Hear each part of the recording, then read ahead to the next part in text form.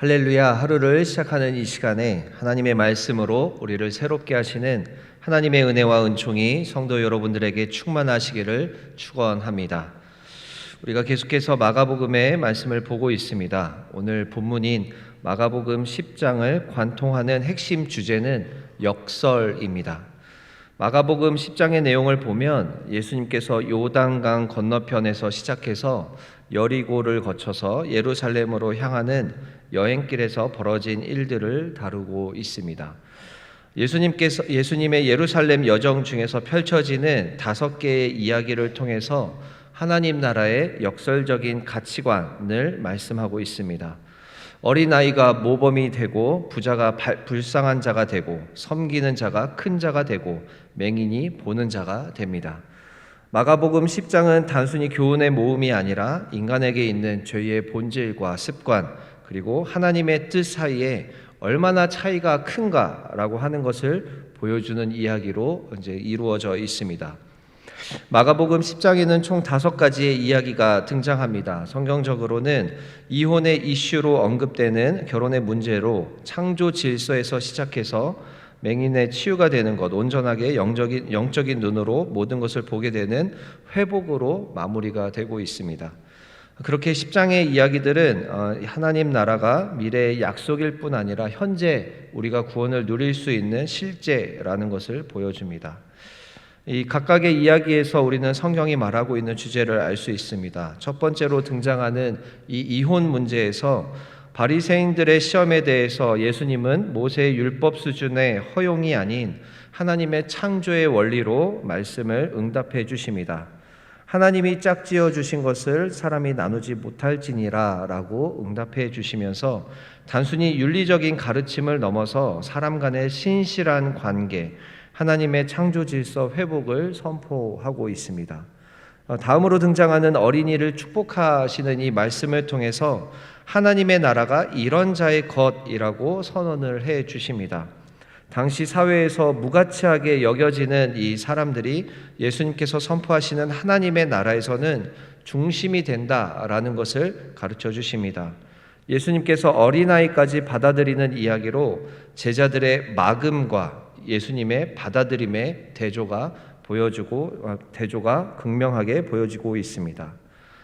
그 다음으로 등장하는 부자 청년 이야기를 통해서 또 하나님께서 그 세상의 가치를 따르는 부자 청년과 하나님의 가치를 따르는 것이 얼마나 다른가를 보여주고 있습니다. 부자 청년의 영생에 대한 질문은 소유의 문제로 이제 귀결됩니다. 너에게 있는 것을 다 팔아서 나를 따르라 라고 하는 예수님의 요구는 이 구원이라는 것이 인간의 성취, 인간의 노력으로 얻을 수 있는 성취가 아니라 이 전적인 헌신, 하나님께서 부르시는 것에 전적으로 헌신했을 때 가능하다라는 것을 보여줍니다.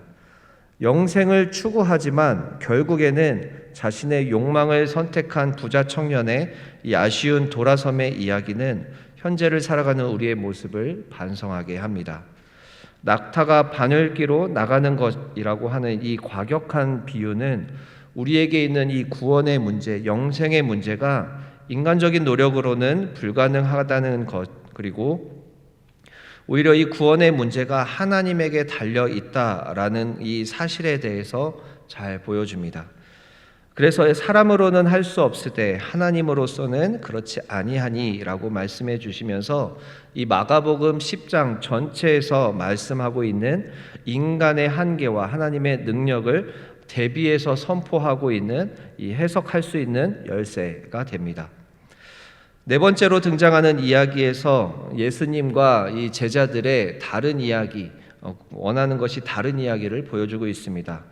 예수님께서는 두 번째로 순환 예고를 하십니다. 이제 십자가에 못 박혀 죽으실 것이다 라고 하는 예수님의 십자가 이야기를 해주십니다. 그런데 여기서 등장하는 세베대의 두 아들은 남의 다리를 긁고 있는 이야기를 합니다. 영광 얻으실 때에 자신들을 좌우편에 앉혀주십시오라고 요구를 합니다. 가장 구체적인 예수님의 순환 예고 직후에 나타나는 이 야고보와 요한의 요청은 제자들의 무지함을 극명하게 드러내고 있습니다. 자신의 욕망을 섬기는 제자들과 그저 제자들이 알아주지 않아도 묵묵히 길을 가시는 예수님의 전적인 헌신이 대비되어서 이야기가 진행됩니다. 하나님의 구원 계획과 아들이신 예수님의 십자가를 통해서 고통스러운 길을 감수하고 인간의 죄의 문제를 해결하시는 이 과정과 마음에 대해서 예수님을 따른다고 하는 이 제자들은 전혀 다른 요구를 하고 있는 상황을 성경 말씀에서 보게 됩니다. 이 무지한 제자들에 대해서 예수님께서는 섬기는 자가 되어야 된다, 종이 되어야 된다라고 하면서 세상의 가치관이 아니라 하나님 나라에서는 완전히 다른 가치관을 추구하면서 살아야 한다라는 것을 가르쳐 주십니다. 마지막으로 등장하는 맹인 바디메오 이야기에서는 육체적인 맹인이 영적으로는 가장 밝은 눈을 가진 사람으로 드러납니다. 예수님을 따르는 많은 제자와 무리들은 은혜를 막는 자로 등장하지만 오히려 맹인이었던 바디메오는 예수님을 부를 때 다윗의 자손이여 라고 하는 호칭을 부르면서 눈먼 맹인이지만 가장 정확하게 메시아가 누구인지 알고 있는 이 모습을 보여줍니다. 그리고 이 바디메오가 치유의 사건을 겪은 이후에 길에서 예수를 따르니라 라고 하는 이 말씀을 통해서 진정한 제자도는 무엇인가 라고 하는 것을 보여줍니다. 이렇게 마가복음 10장은 오늘날 우리 현대의 성도들에게 많은 질문을 던집니다. 우리는 하나님 나라의 가치를 살아내고 있는가? 아니면 여전히 세상의 사람들과 똑같은 논리로 살아가는가? 그래서 마가복음 10장은 단순히 도덕적인 교훈이 아니라 우리 예수님을 따르는 그리스도인들이 어떻게 존재론적으로 변화될 수 있는가라고 하는 어려운 질문을 던져주고 있는 복음서입니다. 이렇게 마가복음 10장의 내용을 다 살펴보면서 나누고 싶지만 특별히 오늘 우리에게 주시는 이 두 가지 이야기를 통해서 하나님의 메시지를 살펴보기를 원합니다. 오늘 말씀을 통해서 주시는 첫 번째 하나님의 메시지는 하나님은 우리에게 가장 최선의 것을 주시려고 하시지만 우리 인간 수준의 좋은 것을 구하고 있다라는 것입니다. 하나님은 우리에게 가장 좋은 것을 주시려고 하십니다. 그런데 우리는 우리 수준에서만 간구하고 있으니 기도가 이루어지지 않습니다. 왜 우리는 하나님이 말씀하실 때 다른 것을 듣는가? 우리가 대화를 하면서 상대방과 전혀 말이 통하지 않는 경험이 있습니다. 부모님이 건강 걱정을 하실 때 우리는 잔소리로 듣고 배우자가 관심을 표현할 때 우리는 간섭으로 받아들입니다. 오늘 본문이 바로 그런 이야기입니다. 예수님은 십자가를 말씀하시는데 제자들은 왕자를 꿈꿉니다. 그래서 오늘의 이야기로 하나님의 마음과 우리의 욕망이 얼마나 차이가 나는지 알 수가 있습니다. 순환예고 앞에서 드러난 인간의 맨 얼굴은 무엇을 보여주는가? 예수님이 말씀하십니다. 인자가 대제사장들과 서기관들에게 넘겨짐에 저희가 죽이기로 결의할 것이다 라고 이미 얘기해 주십니다. 그렇게 예수님은 자신의 죽음을 미리 제자들에게 말씀해 주시고 있습니다. 그런데 여기에 대답하는 야고보와 요한의 반응이 너무나 충격적입니다. 주의 영광 중에서 우리를 하나는 주의 우편에 하나는 좌편에 앉게 하옵소서라고 완전히 다른 이야기를 하고 있습니다. 이렇게 예수님의 순환 예고에 대해서 전혀 다른 이야기를 하고 있는 요한과 야고보의 반응에 대해서 어떤 신학자는 이렇게 표현합니다. 값싼 은혜를 추구하는 인간의 본성이다라고 이야기합니다. 예수님은 한없이 희생을 말씀하시고 하나님의 구원의 약속을 말씀해 주시는데 아직도 우리 인간들은 이 땅에서의 영광, 이 땅에서의 인정, 이 땅에서의 존경을 바라면서 살아가고 있다라고 하는 것입니다. 십자가 없는 영광, 고난 없는 승리를 우리 인간들은 죄의 습관적으로 원하고 있다라는 것입니다. 예수님은 좌우편에 자리를 달라고 하는 요한과 야고보에게 너희가 잔을 마실 수 있느냐라고 질문하십니다. 왜 예수님은 영광이 아닌 잔과 세례를 물으시는가?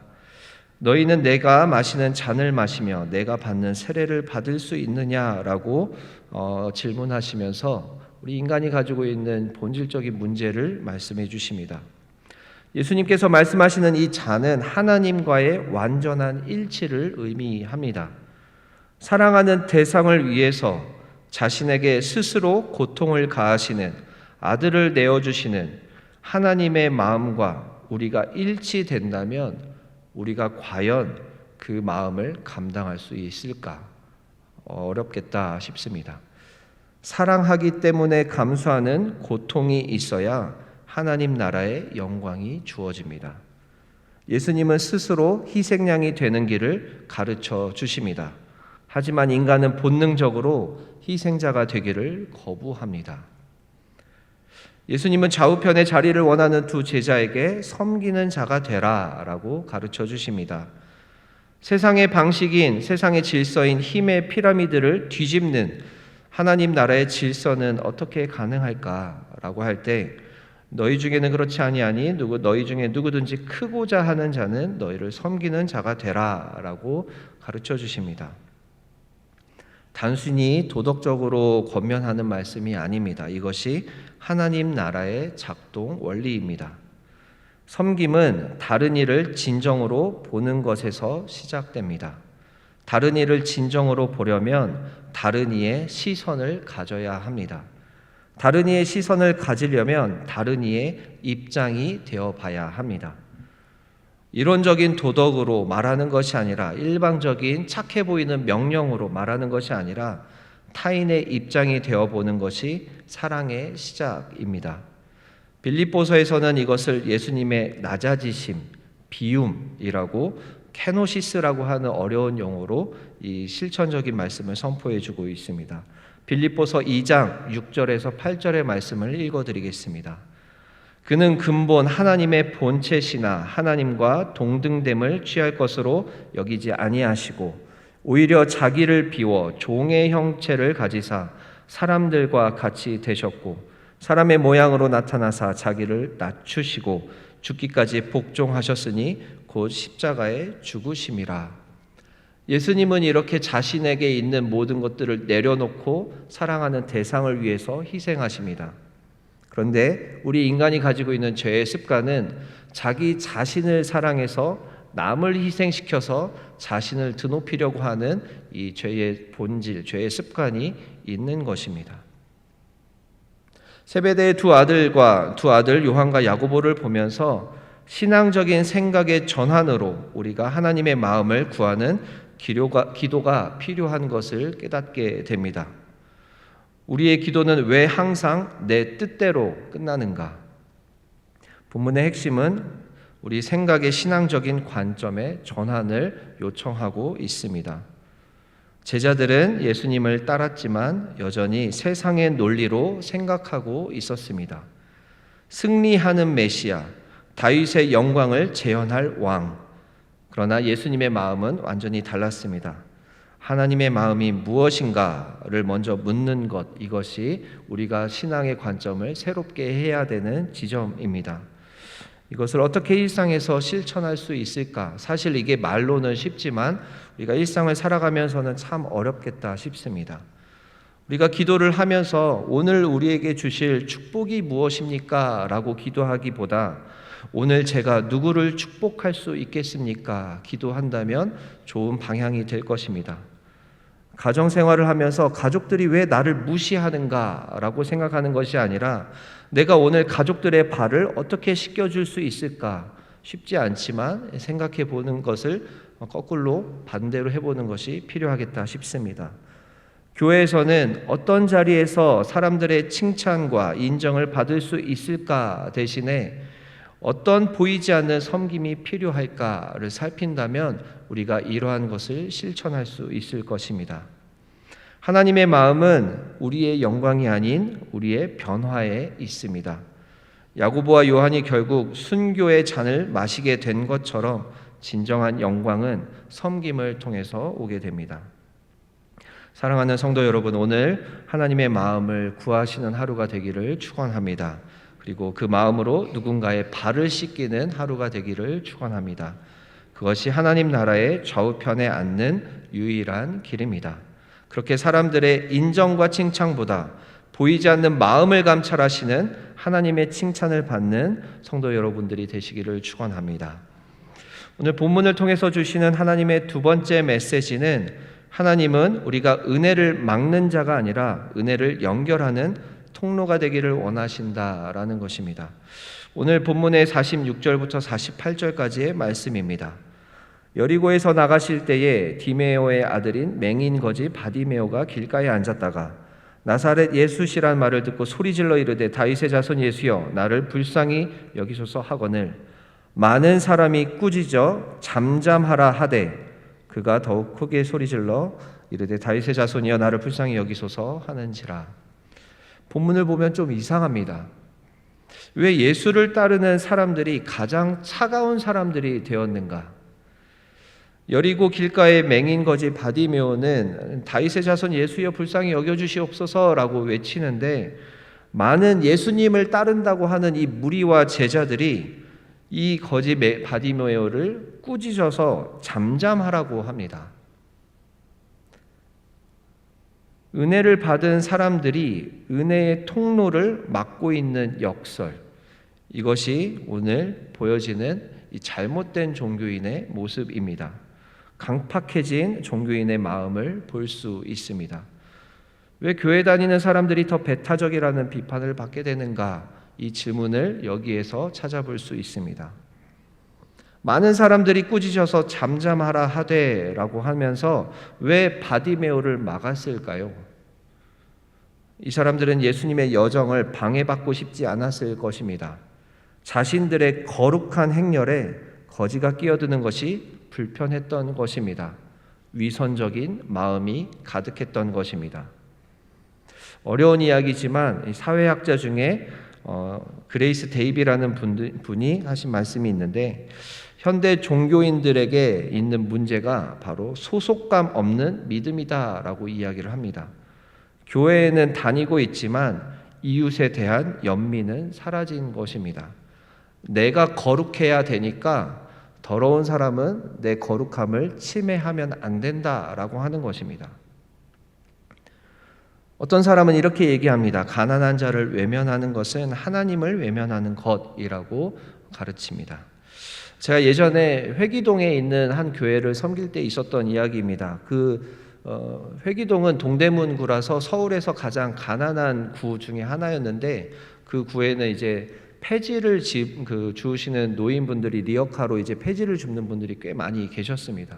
근데 어느 날 하루는 이제 제가 교회 앞을 지나고 있는데 어떤 이제 할머님 한 분께서 리어카를 끌고 가시다가 교회 앞에서 그냥 교회 정문을 이렇게 바라보고 계시는 겁니다. 그래서 제가 뭐 무슨 일이 있으시냐고 찾으시는 것이 있느냐고 이렇게 여쭤봤는데 할머님이 하시는 말씀이 본인에게 지금 큰 문제가 있어서 뭐 누구한테 하소연이라도 하고 싶은 마음에 교회 가서 기도라도 하고 싶은데 교회가 너무 크고 깨끗하니까 이제 본인이 너무 누추해서 들어가도 되는지 고민이 돼서 못 들어가고 그냥 바라만 보고 계시다라고 하는 말씀을 하시는 겁니다. 제가 좀 마음이 안 좋아서 리어카를 한쪽에 밀어놓고 이제 기도실로 안내해드린 일이 있었습니다.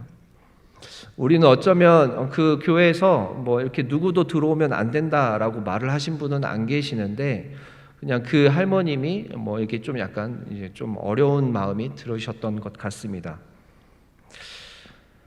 닫혀진 교회 문 밖에서 행색이 초라한 할머님이 어찌하지 못하는 모습이 아직도 기억에 남습니다. 아직도 우리가 은근히 은연중에 하나님께 나오는 사람들을 가로막고 있지는 않은가 고민이 될 때가 가끔 있습니다.